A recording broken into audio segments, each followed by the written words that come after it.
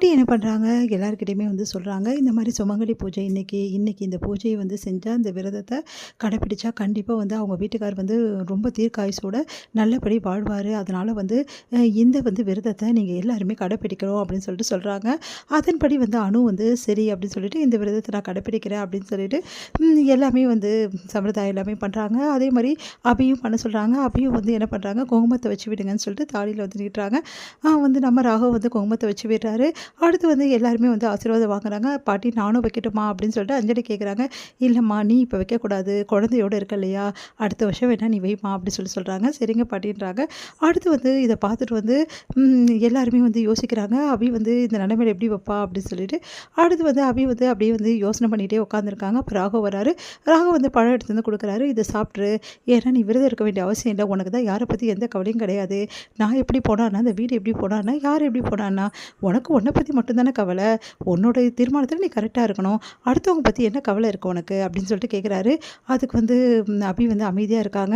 இந்த உடனே வந்து ராகவ் வந்து சொல்லிட்டு போனதை பற்றி நினச்சிட்டு இருக்காங்க. அந்த பழத்தை தூக்கி வந்து வச்சுட்டு சாமிக்கிட்ட, ஏன் சாமி எனக்கு இந்த மாதிரி நடக்குது, அவருக்கு நல்லது நடக்கணும் அப்படின்னு தான் நான் நினைக்கிறேன், என் மனசார அப்படி தான் நினைக்கிறேன், ஆனால் ஏன் இப்படி எல்லோரும் என்னை தப்பாக புரிஞ்சுக்கிறாங்க அப்படின்னு சொல்லிட்டு மனசு வேதனைப்படுறாங்க.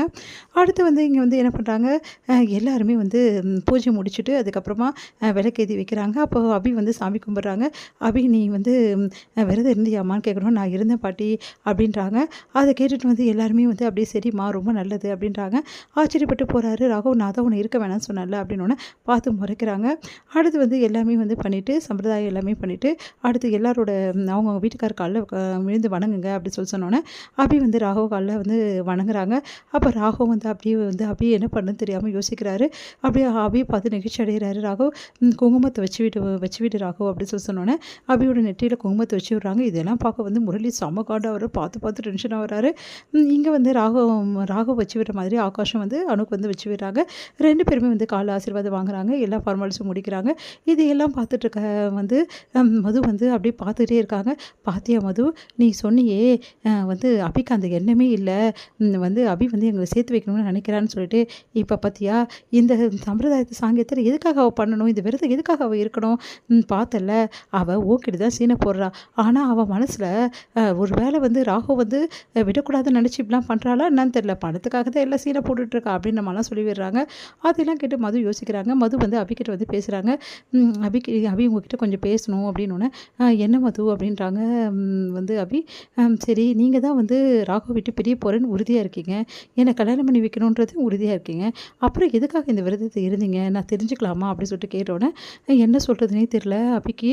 அது வந்து இல்லை பாட்டி சொன்னாங்க, அந்த பாட்டி சொன்னான்னா யார் சொன்னான்னா, என் விஷயத்தில் தான் யார் சொல்கிறது நீங்கள் கேட்கலையே, அதுக்கப்புறம் எதுக்கு இந்த விஷயத்த மட்டும் கேட்கணும், ராகவ் தான் உங்களுக்கு யாருமே இல்லைல்ல, ராகவ் எதுக்கு நீங்கள் புருஷனை நினச்சி இந்த விரதத்தை இருக்கிறீங்க அப்படின்னோடனே, இங்கே இருக்கிற வரைக்கும் நான் தானே அவர் பொண்டாட்டி, அப்போது அவருக்கு நல்லது நான் நினச்சி தானே ஆகணும் அப்படின்னு சொல்லிட்டு அபி சொன்னேன். இங்கே பாருங்கள் அதெல்லாம் ஒன்றும் தேவை கிடையாது, ஏன்னா நீங்கள் பிரிஞ்சு போகிறீங்கன்னு சொல்லிட்டு முடிவு பண்ணணும், இதெல்லாம் இருக்கணுன்ற அவசியம் கிடையாது.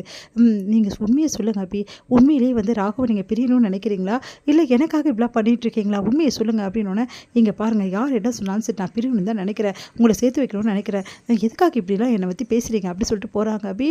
உடனே வந்து மது யோசிச்சுட்ருக்காங்க. இல்லை அபி மனசில் ஏதோ வச்சுட்டு தான் வெளியே இப்படிலாம் பண்ணிகிட்ருக்காங்க, உண்மையிலேயே ராகவ் பிரியணும்னு நினைக்கிறாங்களா இல்லையான்னு தெரியலையே. மது வந்து குழப்பப்படுறாங்க. எந்த சொல்ல ராகவ் ரொம்ப சந்தோஷமாக இருக்காரு. எப்படியோ அபி வந்து விரதம் எனக்காக இருந்திருக்கா அப்படின்னா என்ன அர்த்தம், என்னை விட்டு கொடுக்க அவள் விரும்பல இருந்தானே அர்த்தம்னு சொல்லிட்டு ரொம்ப சந்தோஷம் அடைகிறாரு.